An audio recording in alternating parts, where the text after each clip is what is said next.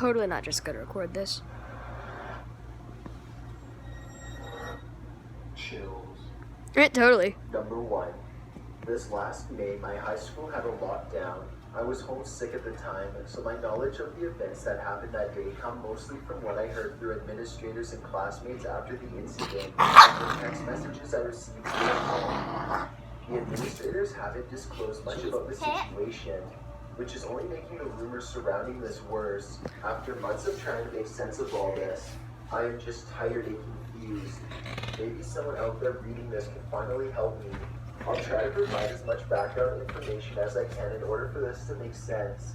I've been texting my best friend Andrew all day while vegging out on my bed with Netflix playing in the background. He first texted me about the lockdown at 11:27, which means he would have been in 4th hour Spanish class.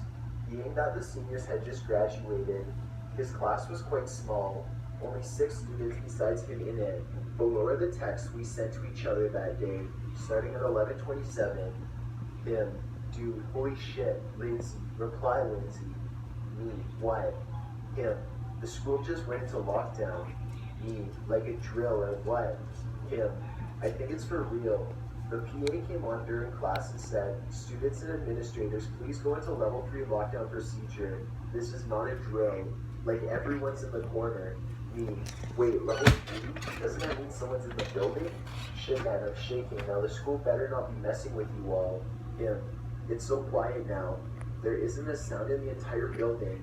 This doesn't seem like they're faking us out. Me, I just told my mom. She hasn't heard anything about it yet. Him, wait, I can hear someone walking down the hallway. Probably the office people coming to let us out. Me, what if it isn't? Him, seriously, stop Lindsay, you asshole. Me, sorry. You probably have nothing to worry about though, man. Him, I can hear them going down the hallway, turning all the door handles. Me, yeah, that's what they do during a drill. Make sure the teachers all lock them. Him, they are talking. Me, yeah, then it's definitely administrators. Him, no, it doesn't make any sense. It's all gibberish. I don't think it's even in English. What the hell? Me, Drew, you guys are okay though, right? Your door is locked and lights off. Have they gone in any other classrooms? Andrew, hello. Him, my mom isn't answering. Someone next to me is crying. He's outside my classroom. Me, don't make a sound, okay? Andrew, did you leave? Hello, Andrew. Andrew, hello. Please text me back. Andrew, he never responded. From what I've been told, the school eventually came out of lockdown mode.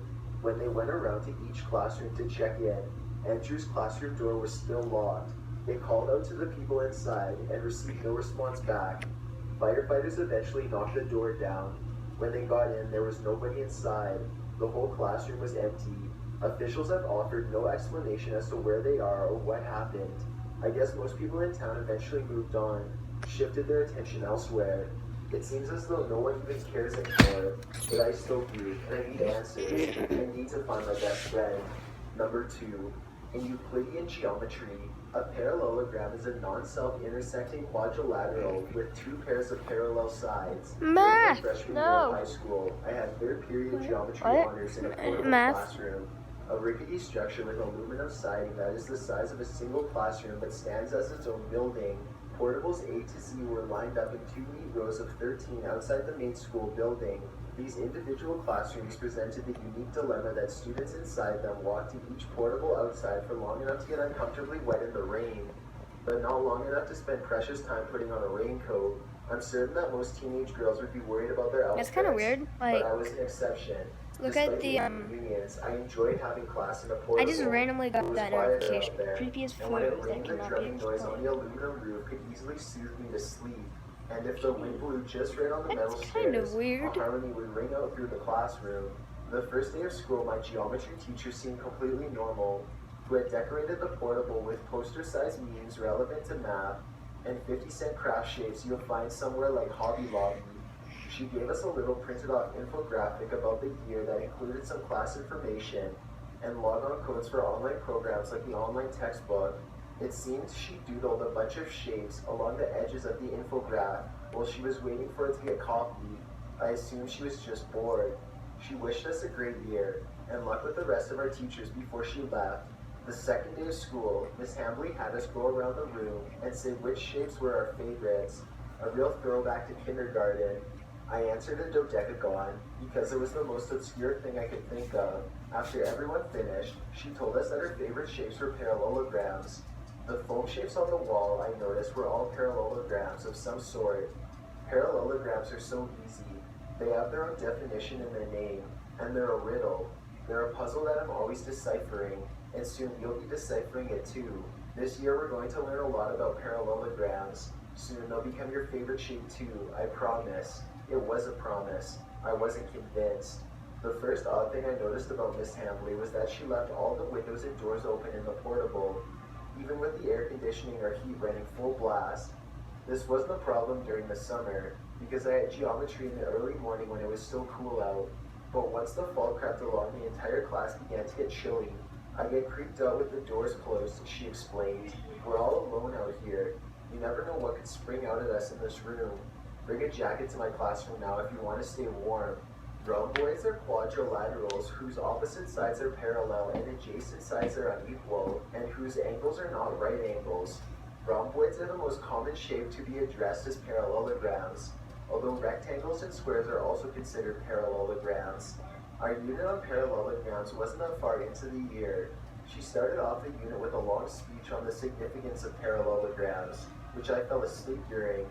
I wish so badly now that I hadn't. There might have been information in her speech that could give me some sort of clue or reason as to why she did what she did.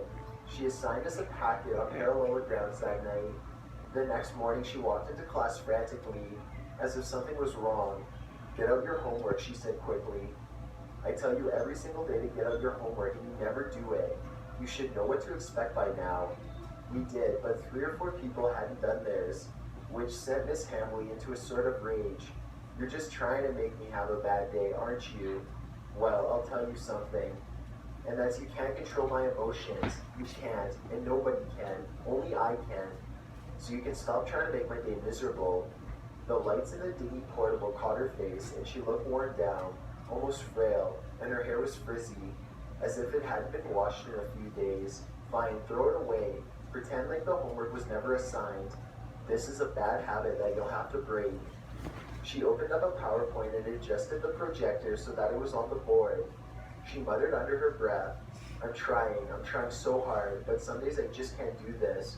I was driving home after winter color guard practice at about 8:45 or so, and as we turned to leave the school near the road that passes right by the portables, I saw Miss Hambley walking towards the staff parking lot at a fast pace, clutching a stack of papers to her chest.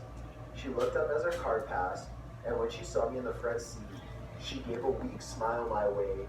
Who's that, my mom asked. Miss Hambley, I answered. She teaches